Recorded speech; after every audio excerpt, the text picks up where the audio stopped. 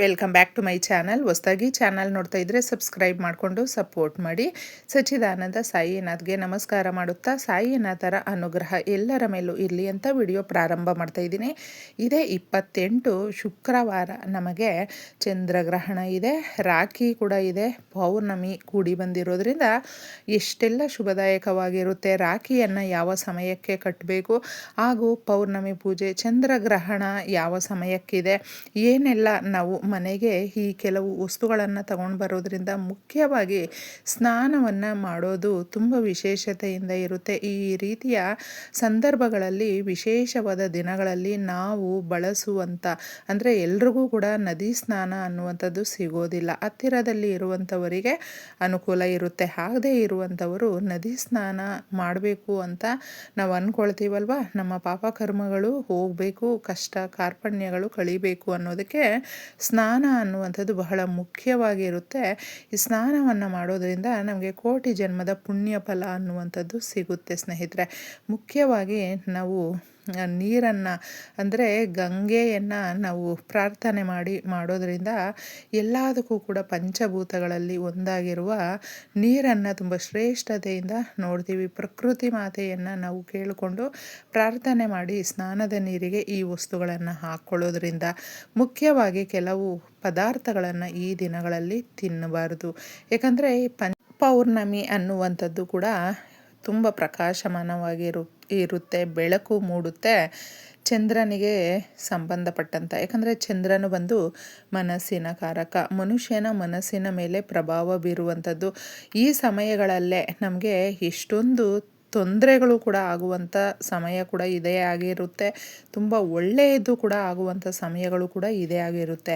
ಚಂದ್ರನು ಮನಸ್ಸಿನ ಕಾರಕ ಅಂತ ನಾನು ಫಸ್ಟೇ ತಿಳಿಸಿದ್ದೀನಿ. ಅದಕ್ಕೆ ಪ್ರತಿಯೊಬ್ಬರಿಗೂ ಕೂಡ ಮನಸ್ಸು ಅನ್ನುವಂಥದ್ದು ಎಷ್ಟು ಮುಖ್ಯವಾಗಿರುತ್ತೆ ಅಂದರೆ ನಾವು ಯಾವ ರೀತಿ ಆಲೋಚನೆ ಮಾಡ್ತೀವಿ, ಡಿಸಿಷನ್ನನ್ನು ತಗೊಳ್ತೀವಿ, ಅದು ಎಲ್ಲವೂ ಕೂಡ ನಮ್ಮ ಜೀವನದ ತಿರುವುಗಳಾಗಿರುತ್ತೆ. ಅದಕ್ಕೆ ಮುಖ್ಯವಾಗಿ ಒಳ್ಳೆ ರೀತಿಯ ಆಲೋಚನೆಗಳನ್ನು ಮಾಡಿಕೊಳ್ಬೇಕು. ಉತ್ತಮವಾದಂಥ ಯೋಚನೆಯನ್ನು ಮಾಡುತ್ತಾ ನಾವು ಡಿಸಿಷನ್ನನ್ನು ತಗೊಂಡಾಗ ನಮ್ಮ ಜೀವನ ಅನ್ನುವಂಥದ್ದು ತುಂಬ ಸುಂದರವಾಗಿರುತ್ತೆ. ಅದು ಎಲ್ಲದಕ್ಕೂ ಕೂಡ ಮುಖ್ಯವಾಗಿ ಚಂದ್ರನ ಒಂದು ಬಲ ಅನ್ನುವಂಥದ್ದು ಎಲ್ರಿಗೂ ಕೂಡ ಗಟ್ಟಿಯಾಗಿರಬೇಕು. ಇಂತಹ ಸಮಯಗಳಲ್ಲೇ ಮಾಡುವಂಥ ಪರಿಹಾರ, ಪೂಜೆ, ಸ್ನಾನ ಇದೆಲ್ಲವೂ ಕೂಡ ಜಪ ತಪಗಳು ನಮ್ಮ ಸಮಸ್ಯೆಗಳನ್ನು ಹೋಗಲಾಡಿಸೋದಕ್ಕೆ ನಮಗೆ ತುಂಬ ಶಕ್ತಿಯನ್ನು ಕೊಡುತ್ತೆ, ಆತ್ಮಸ್ಥೈರ್ಯವನ್ನು ಕೊಡುತ್ತೆ. ಈ ದಿನಗಳಲ್ಲಿ ಲಕ್ಷ್ಮೀ ಪೂಜೆಯನ್ನು ಮಾಡ್ಕೊಳ್ಳೋದ್ರಿಂದ ಹಾಗೂ ಲಕ್ಷ್ಮೀ ದೇವಿಯ ಶಕ್ತಿದಾಯಕವಾದ ಮಂತ್ರಗಳನ್ನು ಗ್ರಹಣದ ಸಮಯಗಳಲ್ಲಿ ಜಪ ಮಾಡೋದ್ರಿಂದ ನಮ್ಮ ಇಷ್ಟಾರ್ಥಗಳು, ಕೋರಿಕೆಗಳು ನೆರವೇರುತ್ತೆ. ಈಗಿನ ಕಾಲಮಾನದಲ್ಲಿ ಮನುಷ್ಯನು ಯಾವಾಗಲೂ ಅಷ್ಟೇ ತುಂಬ ಕಾಲ ನಾವು ಪ್ರಾರ್ಥನೆ ಮಾಡ್ಕೊಳ್ತಾ ಕೂತ್ಕೊಳ್ಬೇಕು ಅಂತಿಲ್ಲ. ಭಕ್ತಿಯಿಂದ ಕೆಲಸ ಮಾಡುತ್ತಾ ಕೂಡ ಜಪ ಮಾಡಿಕೊಳ್ಳೋದು, ಮಂತ್ರಗಳನ್ನು ಪಠಣೆ ಮಾಡುವಂಥದ್ದು ವಿಶೇಷವಾದ ಲಾಭಗಳನ್ನು ತಂದುಕೊಡುತ್ತೆ. ನೀವು ಮಾಡ್ಕೊಂಡು ನೋಡಿ.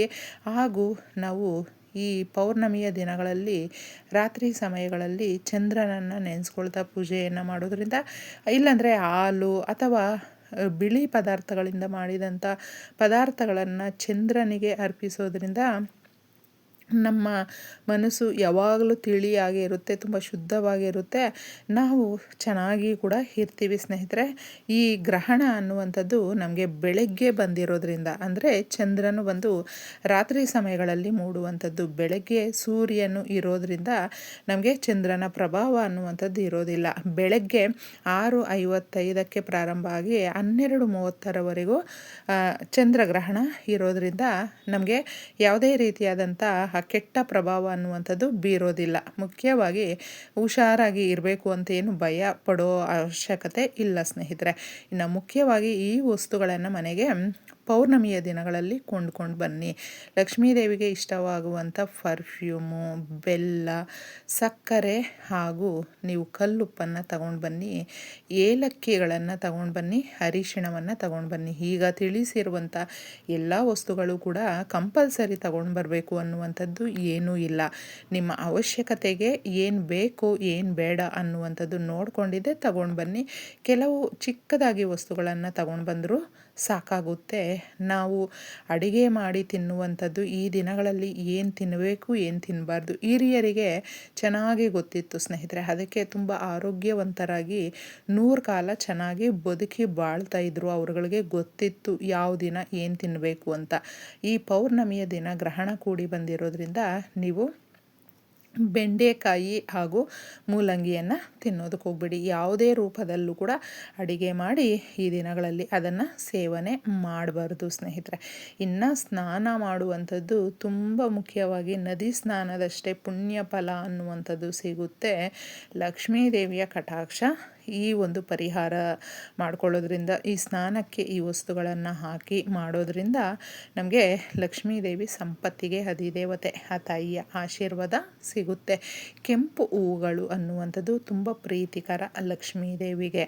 ಅದರಲ್ಲೂ ದಾಸವಾಳದ ಹೂವು ಅಂತ ಹೇಳಿದ್ರೆ, ಯಾಕಂದರೆ ದಾಸವಾಳದ ಗಿಡದಲ್ಲೇ ಲಕ್ಷ್ಮೀದೇವಿ ಭೂದೇವಿ ನಿವಾಸಿಸುವಂಥದ್ದು. ಆ ತಾಯಿ ಏನೇ ಭೂದೋಷಗಳಿದ್ದರೂ ಕೂಡ ಹಾಗೂ ಲಕ್ಷ್ಮೀದೇವಿ ನಮಗೆ ಆ ತಾಯಿಯ ಆಶೀರ್ವಾದ ಕೊಡ್ತಾಳೆ. ಸಿರಿ ಸಂಪತ್ತು ಅಷ್ಟೈಶ್ವರ್ಯಗಳು ಅನ್ನುವಂಥದ್ದು ಸಿಗುತ್ತೆ. ಇದನ್ನು ಮಾಡ್ಕೊಳ್ಳಿ.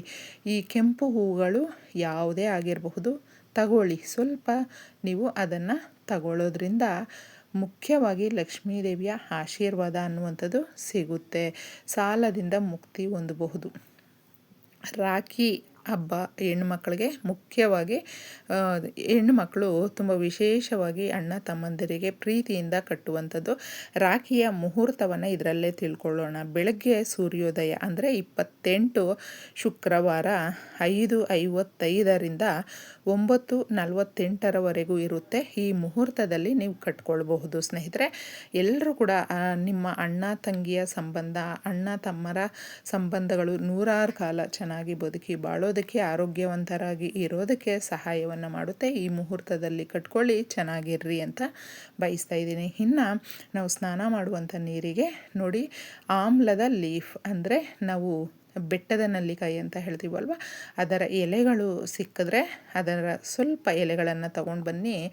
ಮುಖ್ಯವಾಗಿ ಕಲ್ಲುಪ್ಪನ್ನು ಸ್ವಲ್ಪ ಹಾಕ್ಕೊಳ್ಳಿ, ಕೆಂಪು ಹೂಗಳನ್ನು ಹಾಕಿ. ಇದರಲ್ಲಿ ತಿಳಿಸಿರುವಂಥ ಈ 3 ವಸ್ತುಗಳು ನಿಮಗೇನಾದರೂ ಸಿಕ್ಕಿದ್ರೆ ಬಿಡಬೇಡಿ ಸ್ನೇಹಿತರೆ. ಸ್ನಾನದ ನೀರಿಗೆ ಹಾಕ್ಕೊಳ್ಳೋದ್ರಿಂದ ನಾವು ಈ ಎಲೆಗಳಿಂದ ಬಯಸುವಂಥದ್ದು ಏನಂದರೆ, ಲಕ್ಷ್ಮೀದೇವಿ ನಮಗೆ ಆಶೀರ್ವಾದ ಕೊಡ್ತಾಳೆ, ಸಿರಿ ಸಂಪತ್ತನ್ನು ಕೊಡ್ತಾಳೆ. ಕಲ್ಲುಪ್ಪು ಋಣಾತ್ಮಕವಾಗಿ ಏನೇ ಋಣಭಾರಗಳಿದ್ದರೂ, ನೆಗೆಟಿವ್ ಎನರ್ಜಿ ಇದ್ರೂ ಅದನ್ನು ಹೋಗಲಾಡಿಸುತ್ತೆ. ಸ್ವಲ್ಪ ಹಾಕ್ಕೊಳ್ಳಿ. ಇನ್ನು ಈ 3 ವಸ್ತುಗಳನ್ನು ತಿಳಿಸಿದ್ದೀನಿ. ಇದರಲ್ಲಿ ಏನು ನಿಮಗೆ ಯಾವುದು ಸಿಗುತ್ತೋ ಅದನ್ನೇ ಬಳಸ್ಕೊಳ್ಳಿ. 3ರಲ್ಲಿ ಒಂದನ್ನಾದರೂ ನೀವು ತಗೊಂಡು ಸ್ನಾನ ಮಾಡಿ ನಿಮ್ಮ ಕಷ್ಟಗಳನ್ನು, ಬಡತನವನ್ನು, ದರಿದ್ರವನ್ನು ದೂರ ಮಾಡಿಕೊಳ್ಳಿ. ಎಲ್ರಿಗೂ ಒಳ್ಳೆಯದಾಗಲಿ. ಧನ್ಯವಾದಗಳು.